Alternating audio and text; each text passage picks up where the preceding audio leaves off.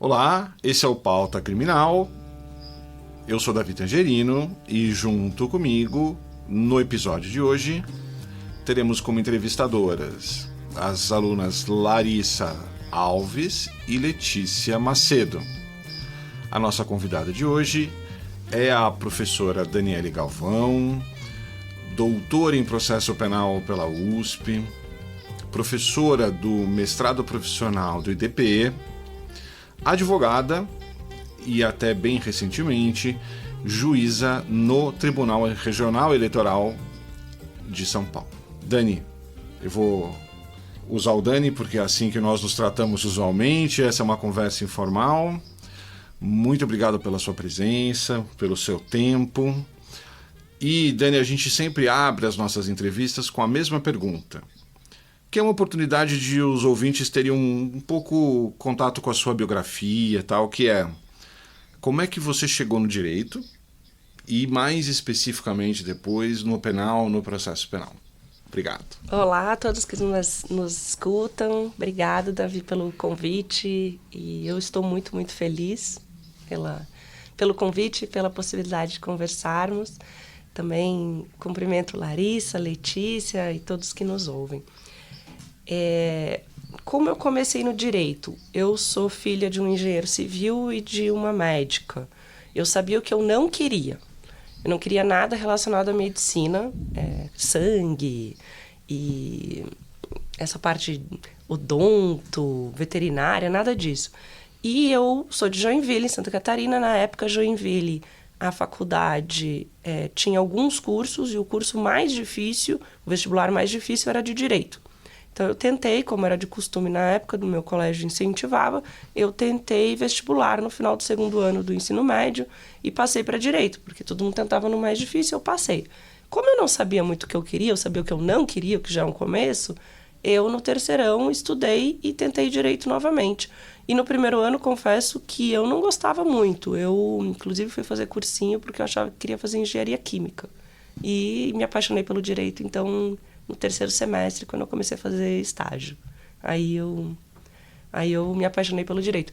E o Direito Penal, Direito Criminal, foi uma consequência do estágio, porque era um escritório pequeno em que os advogados advogavam em algumas áreas, no civil, no trabalhista, e um dos advogados advogava no criminal. E acabei me aproximando um pouco mais, ele fez mestrado, eu acabei ajudando na busca de material bibliográfico, acabei me apaixonando pela matéria na faculdade, e isso acabou me levando dentro do escritório para o penal. E aí, uma pós-graduação na PUC Paraná, que ele era um dos administradores, assim, coordenadores, eu passei a assistir ainda na graduação, e aí eu me apaixonei. E aí sou apaixonada até hoje, vou fazer 20 anos de formada agora em julho. A segunda pergunta, então, será feita pela Letícia Macedo. Bom dia, doutora. Uma honra fazer parte dessa entrevista junto à senhora. Doutora, hoje a formação do TRE de São Paulo tem apenas 2 mulheres. Como você encara essa questão de presença feminina ainda insuficiente dentro dos tribunais? Ostensivamente são 2, mas é preciso dizer que nós somos titulares e substitutas. Eu sou, ou fui, juíza substituta, mas fiquei exercendo a titularidade porque a cadeira do titular estava vacante. Existe uma juíza titular, que é a doutora Maria Cláudia Bedotti, até então eu como substituta, e mais 2 juízas substitutas. A doutora Domitila Mansur, que é a juíza de direito substituta, e a doutora Cláudia Fanucchi, que é a desembargadora substituta. Então, até final de março éramos 4, mas ostensivamente só 2 mesmo apareciam nas câmeras, nos julgamentos com mais frequência. Há um aumento, o Tribunal de São Paulo, o TRE de São Paulo, tem trabalhado para isso, tem buscado. Eu participei de uma lista, foi a primeira lista paritária do TRE, então isso já em 2022. Então tem buscado uma maior participação feminina. Inclusive, recentemente foi aberta uma exposição, que ainda tem cartaz lá no tribunal mesmo, sobre a participação feminina na Justiça Eleitoral, que reuniu 20 mulheres. Então, tem um protagonismo bastante grande da Justiça Federal, das desembargadoras federais, com as histórias de todas que passaram, as juízas Por exemplo, o braço direito da presidência do tribunal hoje é feminina, até pouco tempo da corregedoria era feminina. Então, tem uma participação não paritária, mas essa participação está aumentando aqui em São Paulo. E nos outros tribunais, isso também tem sido incentivado. E tanto é que tem uma resolução agora de março de 2025 da ministra Carmen Lúcia exigindo que as listas sejam paritárias, as listas dos tribunais, e tem uma maior participação feminina. Mas eu vejo isso como uma vantagem, um ganho mesmo para a participação feminina, mas ainda tem uma resistência de alguns setores. Tanto é que a OAB, a Conselho Nacional de Justiça, tem incentivado participação, tem incentivado comissão das mulheres com uma maior participação na política. Então, isso também é um reflexo da própria sociedade, que exige hoje uma participação de cotas femininas nas campanhas eleitorais. Então, isso, na verdade, é um reflexo e um aumento. Ainda não está no tamanho ideal, mas está no caminho. Acho que está no caminho. Caminhar é importante. A terceira pergunta, então, Dani, virá da Larissa Alves. Doutora Daniele, bom dia. Primeiramente, é um prazer estar aqui hoje. Doutora Daniele, o direito processual brasileiro, ele importou a questão dos precedentes judiciais, né, com o CPC de 2015. A senhora desenvolve essa questão no seu livro, Precedentes Judiciais no Processo Penal. E eu gostaria de saber como a senhora analisa essa consolidação dos precedentes judiciais no processo penal, né, nos dias de hoje. Existem grupos de trabalhos que falam sobre um novo CPC, então eu queria saber se existe alguma possibilidade do legislador dispor sobre o precedente judicial. Larissa, vamos lá. Nós importamos, mas com algumas especificidades. Tem até uma frase bem interessante, né, do professor Michele Tarufo, quando ele comenta assim, o sistema mexicano, o direito processual, ele fala que é importante trazer institutos que funcionam nos outros países, desde que haja uma adaptação para o direito local. E aí, quando eu costumo falar sobre essa adaptação, eu encaro isso como um adaptador de tomada quando a gente vai viajar, né? A tomada brasileira não vai encaixar em nenhum outro lugar. Então, aquela tomada de 3 pinos, ela não vai encaixar em nenhum outro lugar do mundo. Assim como a tomada inglesa, que são 3 pinos, mas totalmente diferente, não encaixa na tomada brasileira. Então, todo mundo vai precisar de uma tomada. Isso que significa, todos nós temos um direito processual, todos os sistemas têm, pelo menos os sistemas que costumamente nós estudamos, têm uma influência da jurisprudência sobre a legislação, ou da legislação sobre a jurisprudência. Essa troca é mútua. Então, essa adaptação, essa importação, ela vem com as adaptações locais, ou seja, a gente usa o Instituto Precedentes Judiciais, que é, na verdade, decisões passadas usadas como padrão de decisão para decisões futuras, mas com as nossas adaptações locais. Tanto é que alguns doutrinadores brasileiros chamam de precedente à brasileira, porque nós criamos uma decisão para ser usada dali em diante, quando, na verdade, o direito americano e o direito inglês faz isso de uma forma diferente. Mas essa, assim, um primeiro apanhado sobre o tema. A consolidação do processo penal, no processo penal no Brasil, eu ainda vejo como a gente está engatinhando, né? E também faço uma comparação assim, temporal até com a minha história. Quando eu comecei a pensar e estudar sobre isso, na verdade, o meu projeto inicial de doutorado era sobre motivação, e aí, como aluna especial, eu vi que falar sobre motivação, tendo até um livro do professor Antônio Magalhães Gomes Filho, seria assim até uma ousadia da minha parte, mas quando eu comecei a estudar em 2016 e falava sobre precedentes judiciais, que as decisões não serão motivadas quando elas seguirem um enunciado de súmula ou uma decisão anterior sem especificidades ou sem mostrar por que elas seriam diferentes, as pessoas achavam que eu era meio maluca, assim, eu falava, tá bom, isso no mundo do dever ser, assim, no mundo do hipotético, utópico. E se nós pegarmos os últimos congressos, até do STJ, do Supremo, nos encontros nacionais de precedentes qualificados, em que 4 anos atrás nós não tínhamos nenhuma mesa de penal e hoje já temos 1 ou 2, já tem uma preocupação maior dos ministros de coerência, de integridade, de previsibilidade. Então, isso, inclusive, se reflete ao longo do tempo nas decisões judiciais. Então, a concretização do sistema de precedentes para o criminal ainda engatinha, porque nós nos apropriamos de uma disciplina que é do processo civil, não temos nenhuma especificidade do processo penal, ou seja, é também uma adaptação local, né, do que está previsto no CPC, mas tem uma preocupação maior. Especificamente porque no penal a gente está lidando com a liberdade.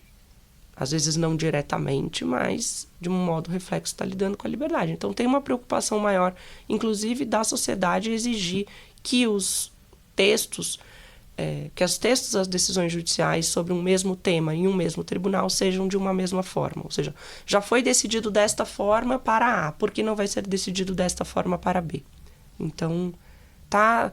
Da mesma forma como a resposta anterior que eu dei à Letícia, a gente está no caminho. Está engateando, mas está no caminho. Tem uma preocupação maior, tem pesquisas mais elaboradas sobre decisões, padrão de decisão, qual decisão seguir, ou se já foi decidido dessa forma pelo plenário do Supremo, por que a turma vai decidir de uma forma diferente. Então, tem uma consolidação ainda não concreta, mas a gente está num caminho para que tenha uma preocupação maior, tanto dos julgadores quanto da própria sociedade. Acho que está nesse caminho. Talvez, Dani, aqui nesse momento, a gente tenha ouvintes ou que não tiveram processo penal direito ainda, ou são de outras áreas do saber que se interessam pela punição. A gente usa precedente de uma maneira livre, muitas vezes, né? Então você vê lá na peça do advogado, do Ministério Público, os precedentes do STJ são nesse sentido, tal. E me parece que, dentro do seu campo de pesquisa, precedente para merecer este nome não é sinônimo de qualquer decisão dada. Ajuda um pouquinho a gente a entender? Vamos lá. O dicionário diz que precedente é algo que vem antes. Então, sim, a razão da palavra é esta. Mas quando nós falamos de precedente judicial, significa uma decisão que vem antes. E aí a doutrina não brasileira, a doutrina clássica, americana, inglesa, já fala que para ser um precedente precisa ser uma decisão discutida.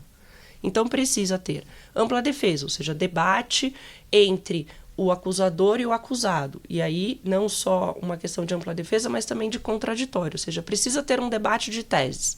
E aí, além disso, um debate entre julgadores. Então, tanto a doutrina estrangeira quanto a brasileira, e aí nesse ponto nós importamos igual, não considera decisões monocráticas como precedentes judiciais. Isso no termo, na forma mais, vamos dizer, correta ou doutrinariamente concreta de se falar. Eu posso dizer, existem decisões precedentes, que são decisões anteriores, mas precedente judicial, como um conceito, é uma decisão colegiada anterior que trata sobre o mesmo tema, ou seja, tem uma hipótese fática, ou seja, trata de fatos idênticos e discuta questões jurídicas idênticas. Para que eu consiga comparar uma decisão que foi dada há 5 anos atrás, por exemplo, num crime de corrupção, se aquele crime estava ou foi configurado ou não, com uma discussão agora, por exemplo, numa denúncia que está sendo oferecida agora em 2025. Então, nesse conceito, o precedente judicial deve ser uma decisão colegiada que venha antes, que tenha havido um amplo debate. Não só um amplo debate entre as partes, mas um amplo debate entre os julgadores. E aí, para o Brasil, começa um problema, porque nós temos decisões colegiadas, especialmente nas cortes superiores, em minoria. Hoje, por exemplo, nos últimos anos, não só neste ano, mas nos últimos anos, 90% das decisões em habeas corpus no Supremo Tribunal Federal são decisões monocráticas, que julgam mérito. Então, dizer que uma decisão proferida por um ministro é um precedente judicial que deve ser seguido para todos os outros casos é um tanto exagerado, porque nós temos, então, que levar em consideração o que a turma decidiu ou o que o plenário decidiu. E aí surge um outro problema que, apesar do criminal não ter essa consolidação prévia, nós utilizamos a jurisprudência como fonte do direito há muito tempo. E fonte do direito, inclusive, para convencer o julgador que aquele tribunal já julgou daquela forma, ou convencer um tribunal superior de que aquele tribunal que julgou anteriormente está errado. Tanto é que é uma das hipóteses de cabimento de recurso especial. Ou seja, nós estamos em São Paulo. Se nós entendermos que São Paulo julgou errado de uma forma, nós vamos dizer, STJ, por meio de um recurso especial, olha, Minas Gerais julgou esse mesmo tema de uma outra forma. Ou seja, nós vamos usar um precedente judicial, que não necessariamente é do mesmo tribunal, para justificar que um tribunal superior precisa mudar. Então, para isso, precisa ser ter um amplo debate, ter uma decisão, ser uma decisão colegiada. E aí surge uma questão, já engatando uma coisa na outra, mas surge uma questão de: será que todas as decisões colegiadas formam precedentes? E aí, hoje, a discussão no processo civil é a seguinte: pode ser precedente judicial toda decisão colegiada anterior, né, o nome já diz, que seja amplamente discutida. Mas só é vinculante, porque até uma parte da doutrina discute se é obrigatório, se não é obrigatório, mas assim, vamos dizer, pegar o clássico americano e inglês. Eu tenho precedentes que são persuasivos, ou seja, são argumentativos, eles ajudam na sua argumentação para dizer isso já aconteceu, e outros precedentes que são vinculantes, ou seja, a partir do momento em que aquilo foi decidido por um determinado tribunal, isso deve ser seguido por todos os tribunais, inclusive aquele que decidiu. E aí surge no Brasil a discussão, ok, adotamos um sistema de precedentes judiciais a partir do Código de Processo Civil. Mas o que é vinculante e o que não é vinculante? Porque, como todo mundo diz, nós temos, pelo menos, 27 tribunais de justiça, estados e Distrito Federal. Mas, hoje, 6 tribunais regionais federais. Mas todos os tribunais regionais eleitorais, mais 27. Mais STJ Supremo, STM, TSE e todas as questões relativas a esses tribunais superiores. Então, o que é efetivamente vinculante? E aí, nesse sentido, o legislador, no Código de Processo Civil, e leia-se, no processo penal a gente não tem isso ainda, então nos apropriamos do processo civil. O processo civil elenca, em 5 incisos, decisões ou padrões de decisões que devem ser cumpridos. Ou seja, se a decisão foi proferida em algum daqueles instrumentos processuais, aquela decisão é vinculante. Todo o resto é persuasivo. Então, a gente tem essa divisão. Acho que fui muito longe na tua pergunta, mas primeiro precisa ser uma decisão anterior, precisa ser uma decisão colegiada e debatida, e mesmo colegiada e debatida, hoje no Brasil só seriam vinculantes aquelas elencadas no 927 do Código de Processo Civil, nos 5 incisos do 927 do Processo Civil, que para o processo penal tem algumas peculiaridades, mas a gente deixa isso mais para frente. Não, se você quiser falar sobre elas agora, pode ficar à vontade, por favor. O sistema de precedentes foi pensado para o processo civil, não foi pensado para o processo penal. Só que, no processo penal, nós temos nosso querido habeas corpus, né? Todo mundo fala, Daniela, você fica falando das decisões monocráticas, você quer demonizar o habeas corpus? Não, acho lindo, acho ótimo. E enquanto não tenhamos outro recurso contra decisões interlocutórias, vamos usar o habeas corpus para corrigir ilegalidades e que continue assim. Mas a questão se nós formos no 927, nos 4 primeiros incisos, nós temos instrumentos processuais que são utilizados também no processo penal. Ações de controle concentrado de constitucionalidade, recursos especiais e extraordinários repetitivos, apesar de extraordinários não serem usados, a gente usa a repercussão geral, né, tanto no processo civil quanto no processo penal. Incidente de resolução de demandas repetitivas, incidente de assunção de competências, e eu costumo chamar esses 2 de ilustres desconhecidos para o processo penal, porque a gente usa muito pouco.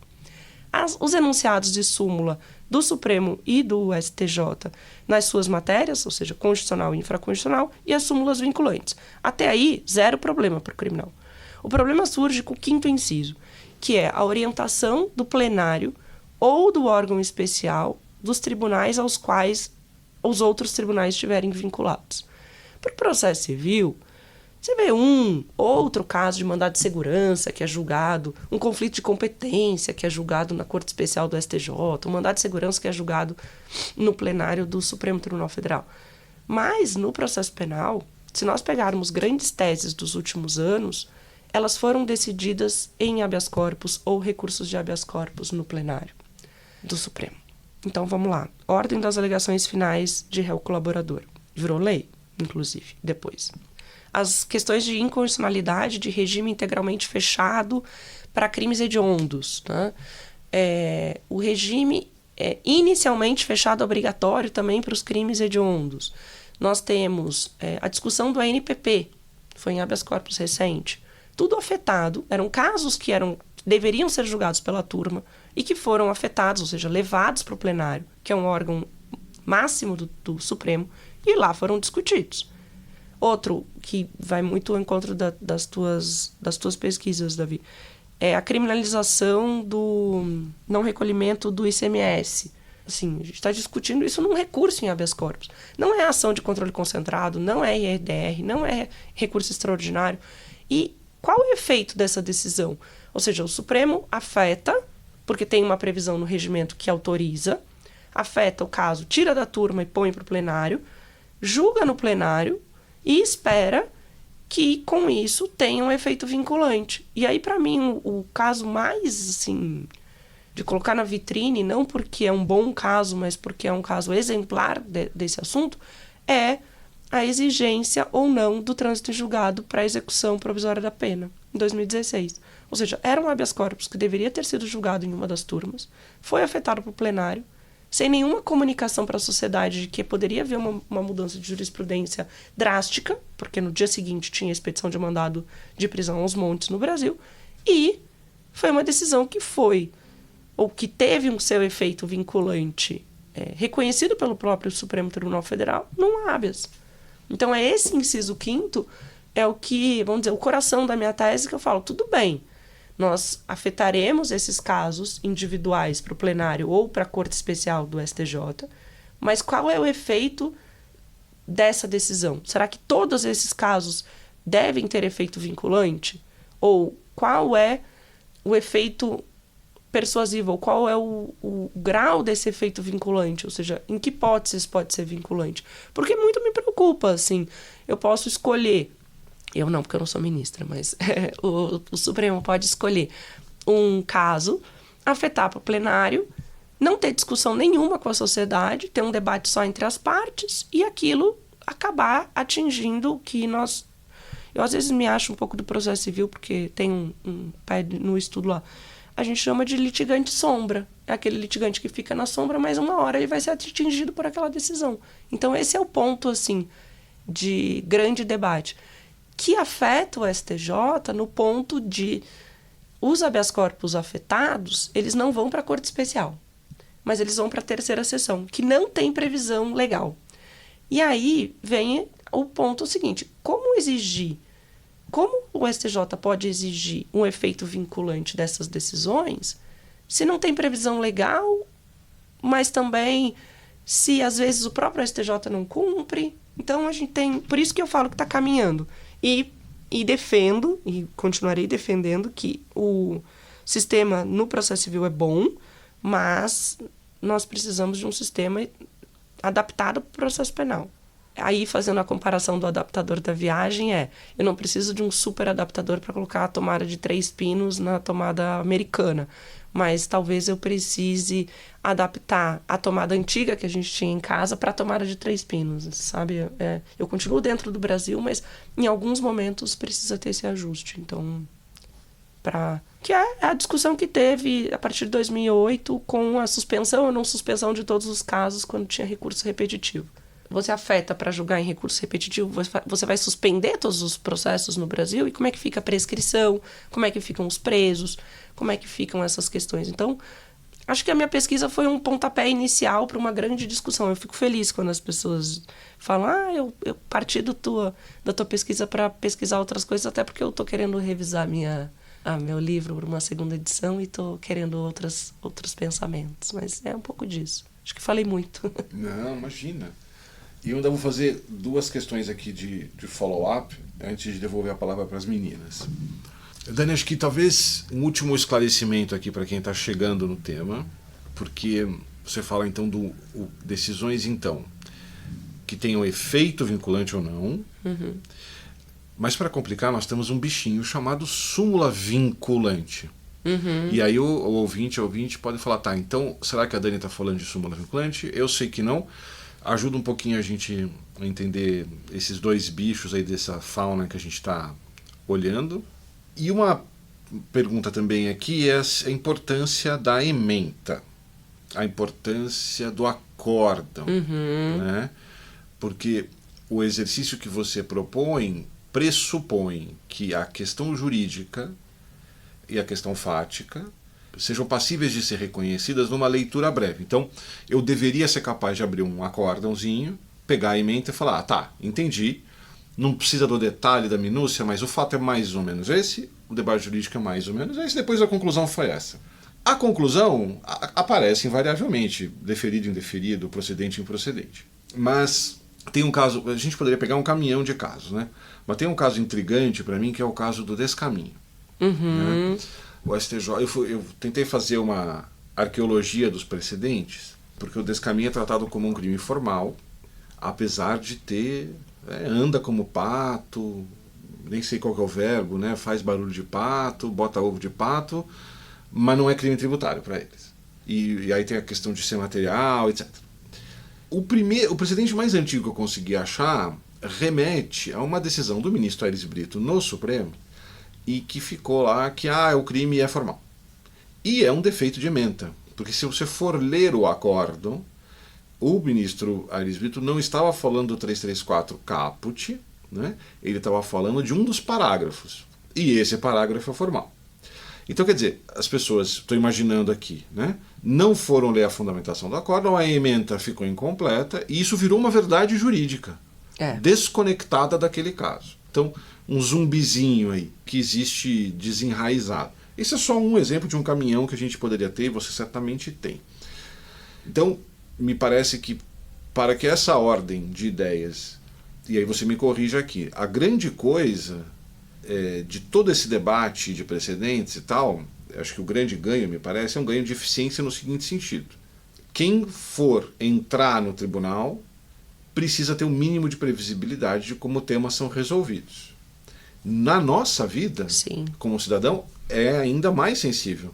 Porque no final do dia como é que eu posso conduzir a minha vida de modo a não ser criminalizado. Sim, então, sim. A compreensão do que está proibido é importante para orientar condutas. Afinal, a gente criminaliza as coisas para evitar condutas. Não é isso que a gente vende nos livros e tal, né? Então acabou que ficou uma pergunta super longa. Mas ajuda a gente a entender um pouquinho então de efeito vinculante versus súmula vinculante e a importância da ementa para que essa ideia minimamente possa funcionar.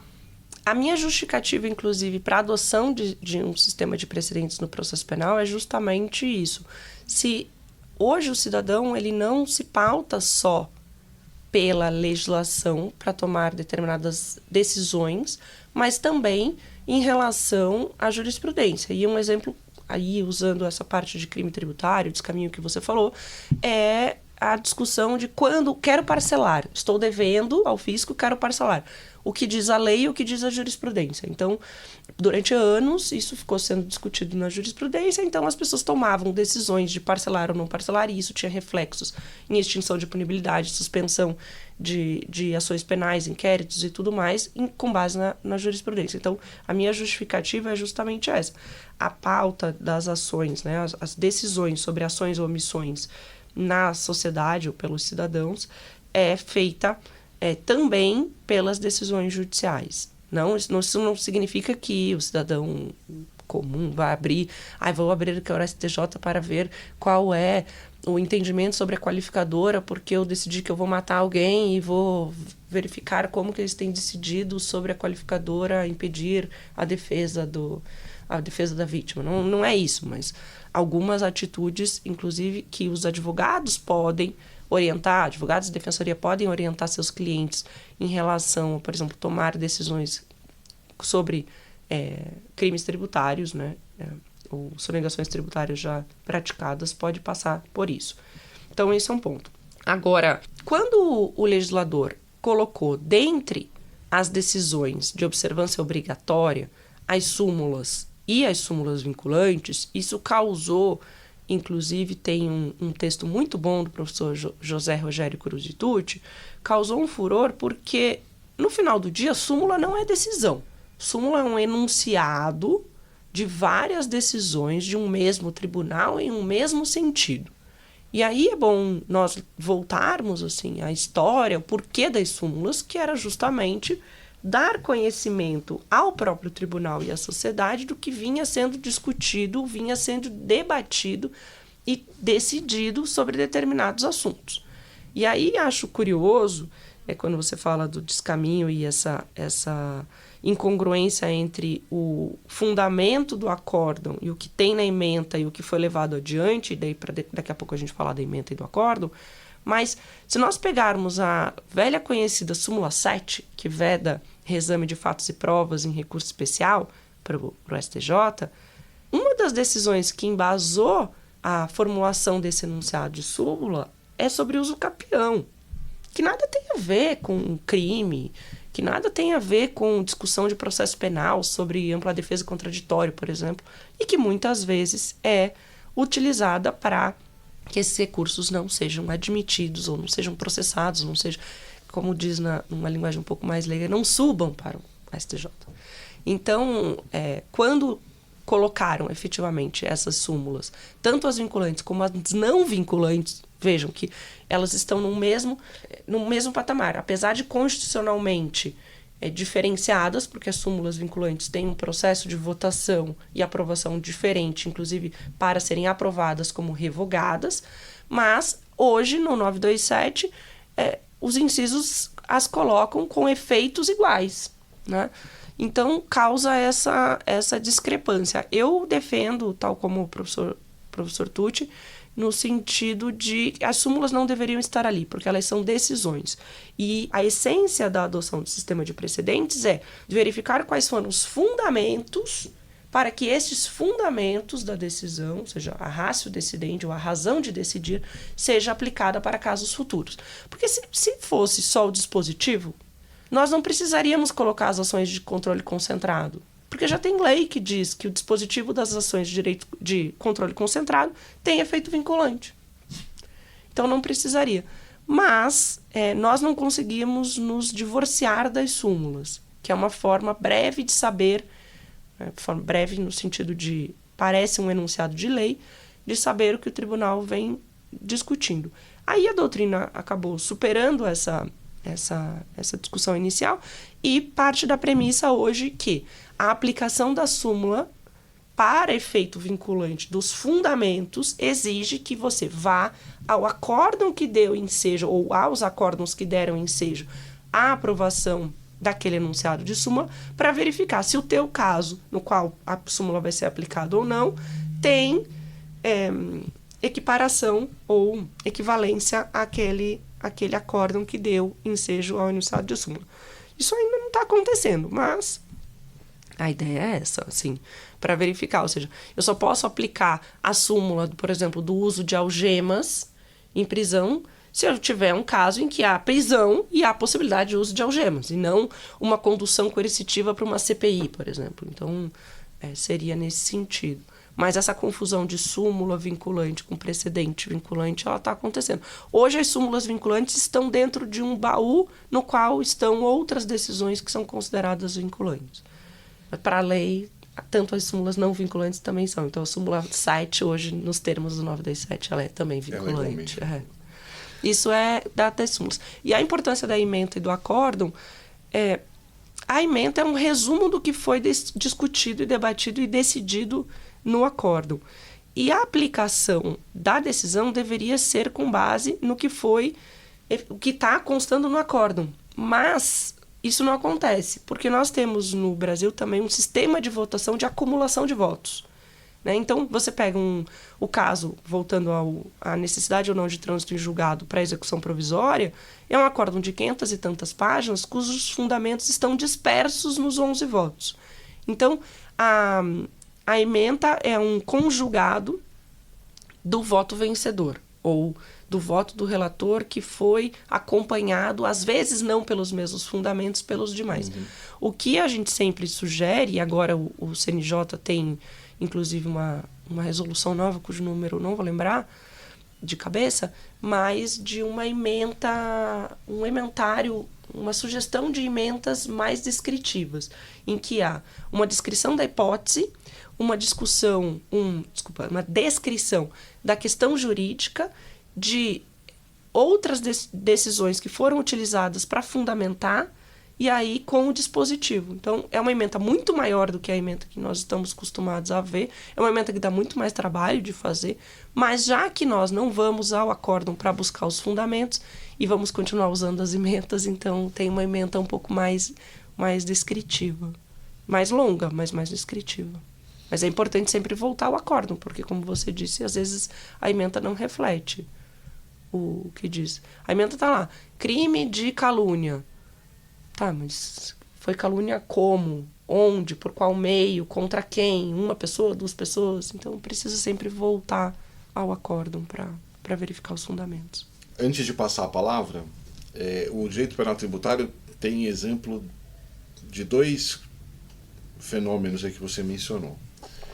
Vou começar na ordem que você menciona, né? Você falou do uso capião como base da súmula 7, um dos casos paradigmáticos, né? Essa criação do Supremo do tipo de inadimplemento de ICMS próprio, um dos casos paradigmáticos era o caso de Santa Catarina, em que o sujeito não era devedor contumaz, conforme a tese orientada. Então, curiosamente, o Supremo cria o tipo e confirma a criminalização dos contribuintes catarinenses em contrariedade à tese fixada. Então, é uma loucura. Inclusive para fatos que aconteceram antes da decisão do Supremo, que é o que hoje mais me preocupa. Claro. E depois você ficou falando sobre pluralidade, né, de fundamentos. É muito comum, quem está acompanhando aqui, que eu não sei, ouve lá, acompanha um julgamento colegiado, é muito comum uma frase que é compreensível, né, também não quero ser tão duro com os julgadores, que então a Dani vem com um voto com um determinado fundamento. E vamos supor, é um habeas corpus, ela está concedendo a ordem. Eu também estou concedendo a ordem, não necessariamente concordando com o seu fundamento, eu tenho o meu. Do ponto de vista do que está acontecendo ali, prima facie, que é um julgamento, o importante é que nós dois estamos acompanhando a ordem. Né? Sim, porque é o resultado. Que é o resultado. Agora, tem um segundo momento dessa nossa conversa, que é justamente o que é do precedente, que é, tudo bem, o José e a Maria pegaram o seu alvará de soltura e está tudo bem com eles. Mas nós estamos comunicando aqui um modo de interpretar as coisas e os fundamentos que levaram àquela conclusão deveriam ser relevantes para os futuros Pedros e Terezas. E aí me lembrei do HC 81611, que é realmente um divisor de águas em matéria de penal tributária, em que se estava discutindo o habeas corpus. O Sepúlveda concedia o habeas, só que a organização dogmática dele para chegar a essa conclusão, então de condição objetiva de punibilidade, foi amplamente rechaçada.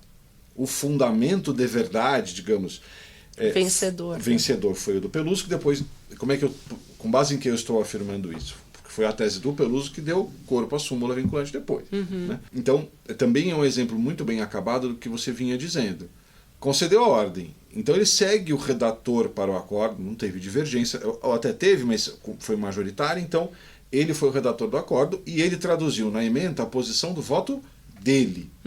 Mas não foi esse o fundamento que vingou efetivamente. Né? O fundamento vencedor, né? É, o fundamento vencedor.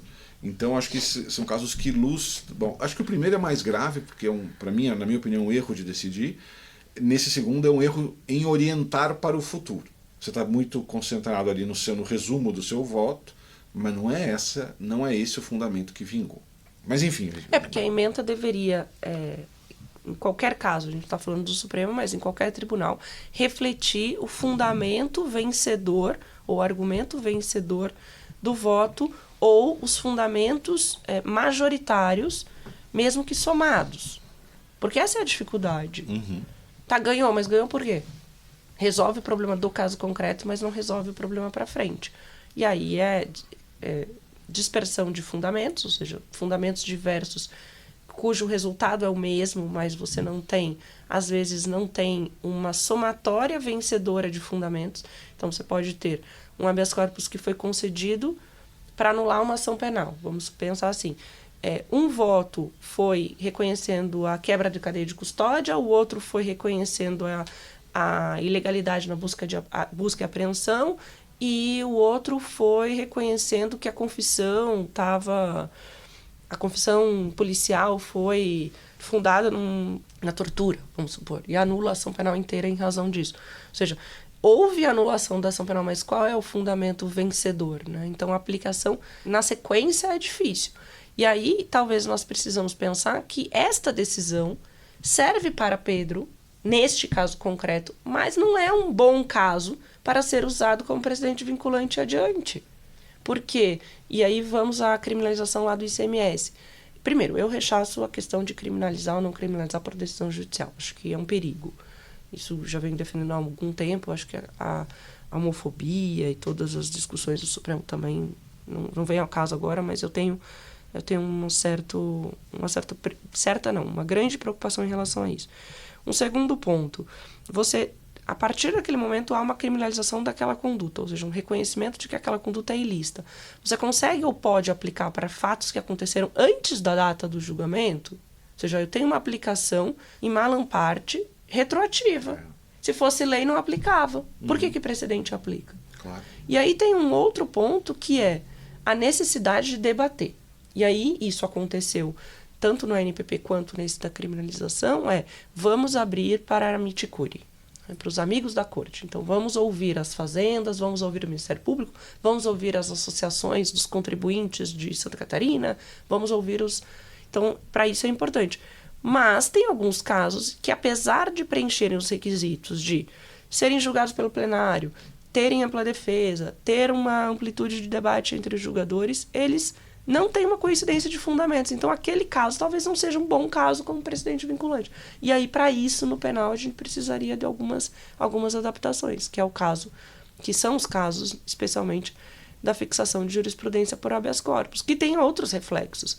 Hoje, você não consegue usar como acórdão paradigma para interpor um recurso especial, um recurso extraordinário, acórdãos em habeas.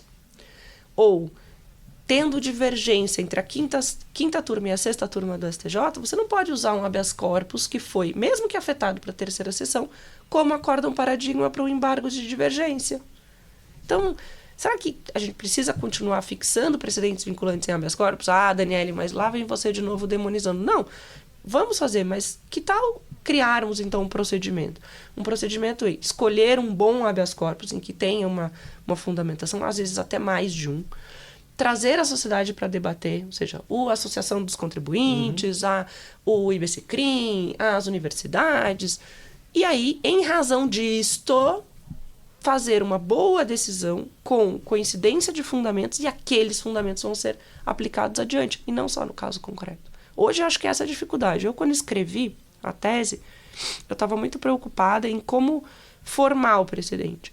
E hoje, eu defendi em 2019, está fazendo, 6 anos. Hoje eu estou um pouco mais preocupada em como aplicar o que já foi formado. Acho que essa é a estrada que a gente está precisando pavimentar ainda.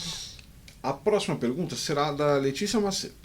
Doutora, na opinião da senhora, como seria o melhor sistema para que um determinado tribunal supere o seu próprio precedente? Como, por exemplo, no caso do STF, que mudou várias vezes a posição sobre o foro privilegiado. Olha, essa questão do foro, eu gosto de dar aula sobre foro, porque eu faço um quadro, assim, um monte de flecha, vai e volta, eu acho um tema bem interessante. Como seria o melhor procedimento? Ou seja, o Código de Processo Civil estabelece que a 926, né, as decisões dos tribunais deverão ser íntegras, coerentes, previsíveis.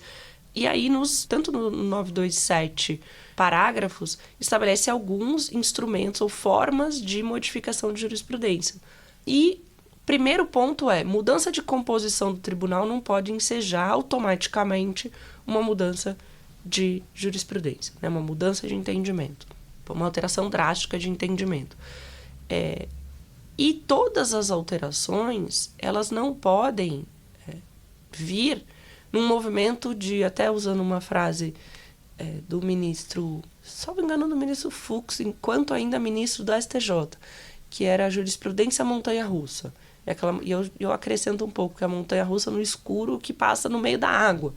Então, que você não sabe para onde está indo. Se vai dar um looping, se vai virar de ponta cabeça, se vai ser marcha ré. Então, essas mudanças, essas mudanças que são abruptas, e é o que o CPC visa combater, é justamente isso. Mudança abrupta, sem aviso para a sociedade, já que a sociedade se pauta pelas decisões, e mudanças que geram consequências para casos que estão em andamento. Então, uma modulação de efeitos em algumas situações. Eu não consigo ver assim, um instrumento perfeito de mudanças, porque até nos sistemas mais previsíveis, mais estáveis, né, Estados Unidos e Inglaterra, há mudança de jurisprudência. É natural. O que os doutrinadores estrangeiros dizem é que a mudança deveria vir de uma mudança social, uma mudança política, uma mudança socioeconômica, cultural da sociedade, que exigiria, portanto, uma sinalização, que é um instrumento, uma forma de modificação. Ou seja, eu estou sinalizando que uma hora a gente vai mudar, e não uma mudança simplesmente como um trem fantasma, que você abre a porta e leva um susto e fala, a partir de amanhã vai ser assim. Então, talvez esse seja o melhor mecanismo, mas mecanismos com debate. Então, vamos supor que os tribunais fixem suas decisões, né, fixem um entendimento com base nos recursos repetitivos. E esses recursos repetitivos exigem um debate ampliado de julgadores e um debate ampliado com a sociedade. Ou seja, para modificação é preciso um debate ainda maior. Mais pessoas, mais debate, mais fundamentos. Então, essa é o que eu acho, assim. O tema tem que envelhecer socialmente e, portanto, em tese, então, deveria haver até uma certa naturalidade social na mudança daquilo, e não uma surpresa, né? Faz todo sentido. Larissa Alves, sua última pergunta para a Dani. Doutora Daniele, a senhora falou muito sobre o CPC, né? E sobre a questão de um novo CPP, na sua visão, quais seriam as reformas mais urgentes ou sensíveis hoje em dia? O sistema de justiça criminal, ele está preparado para lidar com crimes complexos e mais atuais, como, por exemplo, lavagem de dinheiro? Olha, o Davi não me avisou que a gente ia ficar aqui 24 horas conversando. Brincadeira, Larissa.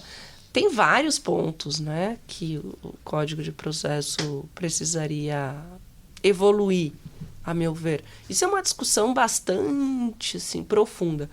Vamos pensar que o PLS 156 é de 2009, ele já está em 2025. O projeto da Câmara, agora eu não recordo de que ano, talvez 12, 11, já está em discussão há algum tempo. O pacote anticrime, que foi assim denominado, apesar do nome não ser muito legal, já trouxe algumas questões de cadeia de custódia, de audiência de custódia, algumas modificações nesse sentido. Mas dos projetos, ou pelo menos das emendas que eu li nos últimos tempos, eu vou focar... Tem várias questões, tá? E acho que é um debate muito amplo, muito mais amplo. Hoje a sociedade também está se debruçando sobre essas questões penais. Uma mudança total do código hoje pode trazer uma situação mais restritiva e mais punitivista do que atualmente a gente tem. Então, nem sempre uma alteração legislativa vem para garantir ou dar um maior garantismo ou ampliar as hipóteses de ampla defesa e contraditório. Então, tem que tomar também esse certo cuidado.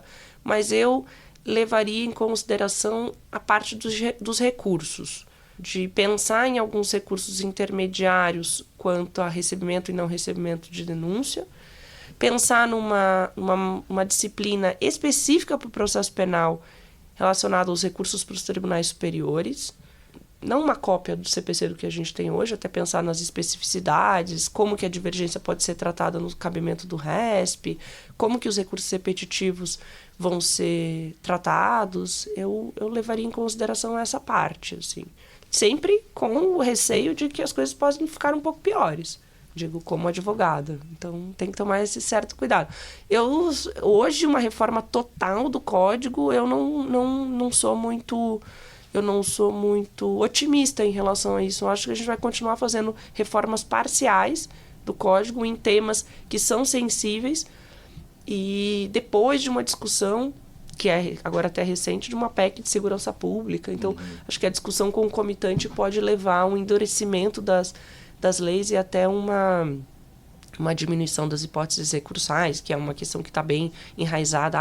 No processo penal tem muito recurso, então acho que pode ter um certo cuidado em relação a isso. É o comentário do Ulisses Guimarães que se tornou uma profecia, né? Que só piora. O legislativo só piora. Dani, estamos chegando ao final. Em 2025, o Pauta Criminal se tornou uma parceria com a Lacrim, né? Com a Liga Acadêmica de Ciências Criminais da UERJ, que legal. Representadas nesse episódio, então, pela Letícia e pela Larissa. E havia ali uma série de perguntas, por isso que eu fiquei tanto no WhatsApp, a gente definindo a ordem, porque algumas perguntas vão encaixando na concatenação da ideia e tal. Eu vou fazer a última pergunta, que era a primeira. A pergunta originalmente é a seguinte: houve algum caso, leitura ou professor que tenha mudado a sua forma de enxergar o processo penal? E aí já vou ampliar um pouquinho essa pergunta.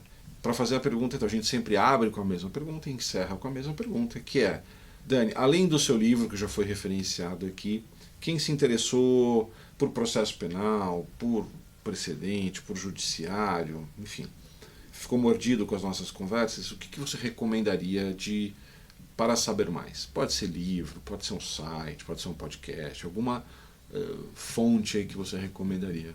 Mas a primeira pergunta é interessante. Nossa, é profunda. Professor de processo... Assim, a minha vida, eu posso dizer, minha vida acadêmica mudou quando eu passei no mestrado da São Francisco.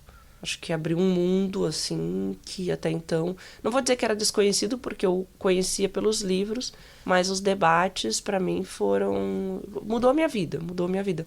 Mas eu talvez te responda não dando um professor especificamente. Eu vou citar os meus 2 orientadores, meu orientador do mestrado, professor Maurício Zonoide de Moraes, e meu professor e orientador no doutorado, Gustavo Badaró. Eles, assim, não só os livros que eles me indicaram, mas as conversas foram essenciais para mudar o meu pensamento. Mas vou, num modo amplo, o livro de motivação das decisões judiciais do professor Antônio Magalhães Gomes Filho, eu acho que é um divisor, assim. E o livro sobre processo penal constitucional do professor Antônio Scarance Fernandes. Acho que é um divisor de águas na minha vida. Eu os li ainda na graduação. E é um divisor de águas porque, na verdade, eles trazem uma pavimentação para o que vem a seguir. Então, tudo passa por ali. Acho que esses 2 livros foram essenciais, assim, dos autores nacionais. E como professores, além dos meus orientadores e também dos 2 autores, professores titulares da faculdade, esses que citei, mas